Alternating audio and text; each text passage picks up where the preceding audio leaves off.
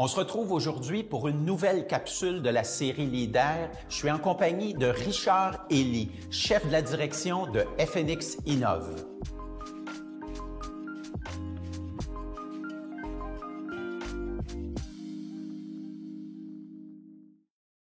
Richard Elie, bonjour. Bonjour. Merci de nous recevoir dans les bureaux d'FNX Innov aujourd'hui. Écoute, dans les 4 dernières années, là, on a vu une accélération de la présence d'FNX Innov dans le paysage québécois. Comment expliques-tu les succès de la firme et nous expliquer quel est l'ADN, au fond, de votre entreprise?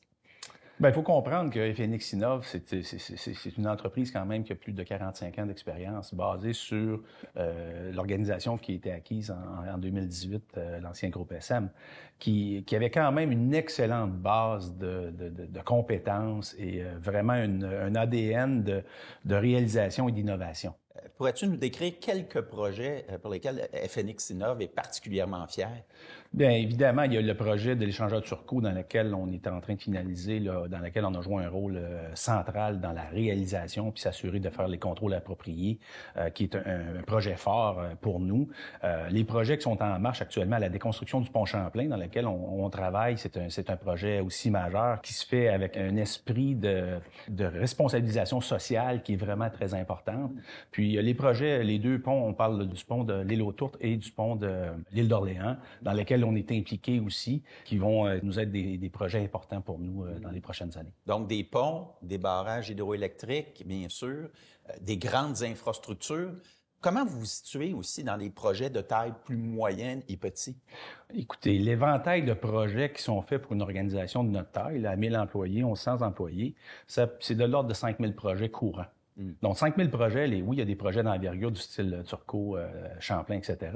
Mais la majorité des projets, ce sont des petits projets. Ce qui est important de comprendre là-dedans, c'est que pour retenir les ressources, pour s'assurer que nos ressources soient habilitées à grandir, souvent on commence avec des projets plus simples, mais vont progresser dans l'organisation avec des projets plus complexes. Puis cet éventail de projets-là est essentiel à la rétention des ressources, à s'assurer de leur progression, puis à s'assurer de les faire grandir dans l'organisation pour satisfaire les besoins de ces ressources-là, mais aussi les besoins de l'organisation par la même occasion. Donc, quel est le rôle du gestionnaire dans cette capacité non seulement d'attirer des talents, mais aussi d'être capable de les retenir? Mais je crois que notre rôle est central. Fondamentalement, une organisation de génie, c'est une organisation de savoir et de ressources. Différents types de ressources ont des profils plus techniques ou plus gestion. Nous, notre objectif, c'est de s'assurer de bien comprendre les attentes des individus, s'assurer de les encadrer, puis éventuellement leur donner la ligne de développement dans laquelle ils veulent œuvrer. Puis ça, c'est notre responsabilité de bien le diagnostiquer, puis de s'assurer de progresser avec eux par de la formation ou par des opportunités à la hauteur des compétences au moment où elles sont rendues. Donc, il faut créer l'environnement dans lequel les ressources vont avoir un intérêt à rester chez toi, vont avoir un intérêt à grandir avec toi, puis s'assurer d'avoir les défis auxquels elles veulent faire face. Puis à cet effet-là, on a eu un sondage récemment dans lequel 80% de nos ressources se disent heureuses ou pleinement heureuses de travailler chez FNX Innov. Et si on parlait maintenant de la place de notre industrie dans les secteurs d'avenir, on sait que vous êtes particulièrement, vous avez développé une expertise dans le secteur des télécommunications, donc toute cette capacité d'intégrer les technologies dans les projets futurs. Comment se situe FNX dans ce secteur-là? C'est peut-être la carte cachée des FNX, dans le sens que c'est vraiment une équipe qui se démarque par sa capacité de prendre des technologies diverses, d'en faire un tout, pour satisfaire les besoins du client. On peut prendre l'exemple de la STM ici à Montréal.